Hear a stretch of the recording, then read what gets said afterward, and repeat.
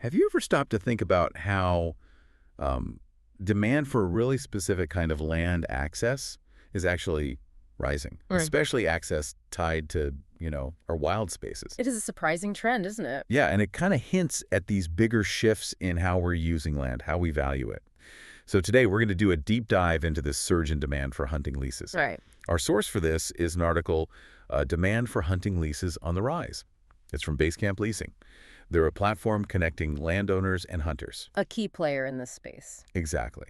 And our mission really is to unpack why this is happening. What's the impact, on landowners, on hunters, Mm. and what does it mean more broadly for land use, maybe even conservation? Yeah, I think this is a great opportunity. It lets us look at this fascinating intersection. You've got economics, land management, outdoor recreation, all coming together. Hmm. And it shows how these practical market-driven solutions are popping up.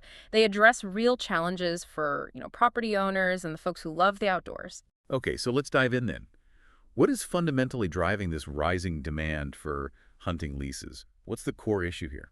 Well, the big underlying problem is habitat destruction. It's ongoing, continuous, especially for wildlife like white-tailed deer. Okay. Think about it. Commercial real estate projects, business growth, more housing developments, just general urban sprawl. Right, it's everywhere. Exactly. And all of that is just eliminating habitat. And the tough part is this isn't habitat that's, going to bounce back. It's gone. So the available land is shrinking.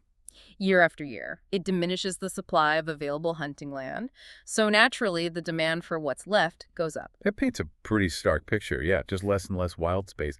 Does that mean it's all just pushing people onto public lands, or are there other factors making it tough for hunters? Oh, definitely other factors too. You hit on a key point, though. Shrinking habitat is number one. But then you also have large corporations buying up huge pieces of land. They don't allow hunting. Often, no. That's a big chunk of land off the table. Then there's this misconception some landowners have about liability. Ah, they think allowing hunting is too risky. Yeah, even with proper insurance and agreements in place, they mistakenly think it increases their risk, so they say no. Okay. Plus, those private lands where people used to hunt just by asking permission? Sure, the handshake agreement type of thing. Right. Well, those are under way more pressure now, more hunters crammed into fewer spots. And yes, as you said, public lands are getting absolutely overrun. Because there's nowhere else to go. Exactly. Less habitat everywhere else pushes them there. So you end up with this classic supply-demand crunch. It just drives up the value and the demand for whatever good hunting land is still accessible. Wow. We're really seeing, I think, a direct clash here. Human development versus wildlife habitat. And hunting land is becoming this finite, appreciating resource. It's not just a trend, it's like a fundamental shift in how we value that land. That's a powerful way to put it. So given that crunch, how do hunting leases step in as a potential solution? Who really benefits here? Well, that's where it gets interesting. Hunting leases offer some pretty significant upsides, especially for the landowners. Okay, like what? Primarily, it's passive income, a steady stream of revenue, and that can be huge, right? Helps them pay property taxes, cover upkeep costs, maybe even means they don't have to sell the land. Right, keeps the land in their hands. Exactly. It also helps with trespassing issues. Having leased hunters around means more eyes on the property, especially if it's unoccupied otherwise. It adds a layer of security. Hadn't thought of that. And with a clear lease agreement, it actually minimizes their liability concerns rather than increasing them.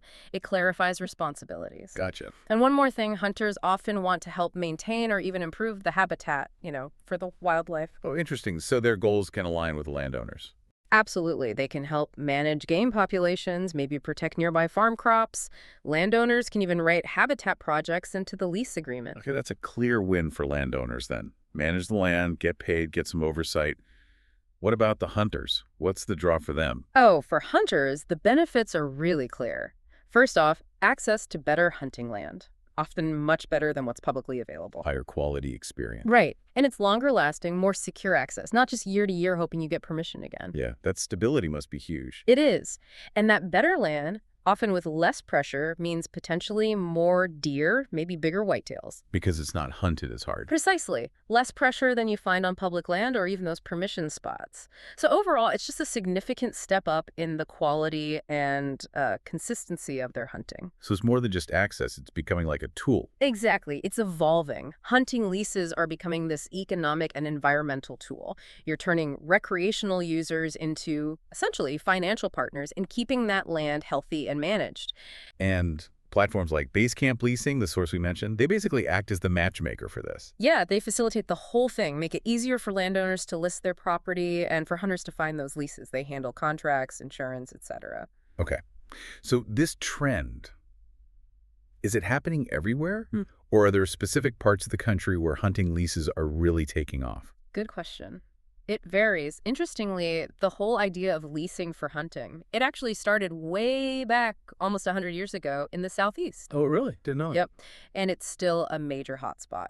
Great opportunities down there for whitetails, wild turkey, other game. Think states like Arkansas, Georgia, Mississippi, North Carolina, Tennessee, Texas too. Okay, the Southeast is established. Where else? The Midwest, often called the king of whitetail hunting. Right, big bucks territory. Exactly. Famous for huge deer, great genetics, fertile land. Historically, Illinois, Iowa, Kansas, Nebraska, Wisconsin were the big names. But more recently, places like Indiana, Kentucky, Missouri, Ohio, even Oklahoma are becoming really popular leasing spots. And you can't forget the Dakota, South, and North Minnesota, Michigan.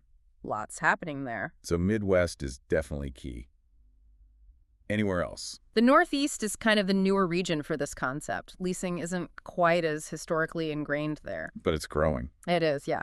Still great deer hunting, especially where you have that mix of habitats, lots of edge cover up north, like Maine, New Hampshire, New York, and then the southern part of the Northeast, Delaware, Maryland, Pennsylvania, Virginia, West Virginia. Seeing growth there, too. It's fascinating how it maps out geographically. Now, if we step back and connect this to the bigger picture, this isn't just about hunting access, is it? It feels tied into broader questions of land management, especially inheritance. Absolutely. When someone inherits land, they face a whole set of choices and responsibilities. What do you do with inherited land? Well, the main options usually boil down to a few things. You could lease it to farmers, for crops. That could be cash rent or maybe a crop share deal. Okay. You could, as we've been discussing, lease it out for hunting, provides income, oversight, Right. or you could just sell the property outright. Another option is harvesting marketable timber, if there is any, or simply keep it for your own personal use and enjoyment. Makes sense. But inheriting land isn't just about potential income, right? There are costs involved. Oh, definitely. Big time. You've got immediate financial stuff to deal with. Property taxes, current ones, maybe past due ones, potential estate or inheritance taxes, depending on the situation. If you sell it later for more than it was worth when you inherited it, you might owe capital gains taxes. Then there could be existing mortgages, liens, maybe HOA or community fees. You got to check for unpaid dues there, too. Wow. Okay. And don't forget property insurance. That's crucial. Plus just the ongoing cost of maintaining the property. That can add up. So thinking about all those options and responsibilities, it really highlights how a hunting lease fits in, doesn't it? It really does. It slots in as this very specific way to generate passive income and get some security for the property. It's another tool in the toolbox for someone managing land, especially inherited land they might not live near or actively use themselves. It's a practical option many might overlook. So let's recap this deep dive then. The core takeaway seems to be that this rise in demand for hunting leases, it's a pretty direct reaction to habitat shrinking. Yeah, driven by that pressure. And it creates this mutually beneficial setup. Landowners get income and protection, hunters get quality, secure access. Exactly. And this whole exploration, I think, really highlights how these, practical market-based solutions can emerge. They're addressing really complex issues around land, conservation, recreation. It's adaptation, really. It is a compelling example of it. Which leaves us with the final thought, maybe something for you, the listener, to mull over. As cities keep expanding, as available land keeps dwindling, are hunting leases going to become more than just an option? Could they become like an essential part of managing land and conserving wildlife? Maybe even in regions where it's not common now? What does the future hold for how we interact with and manage these natural spaces? It's a big question.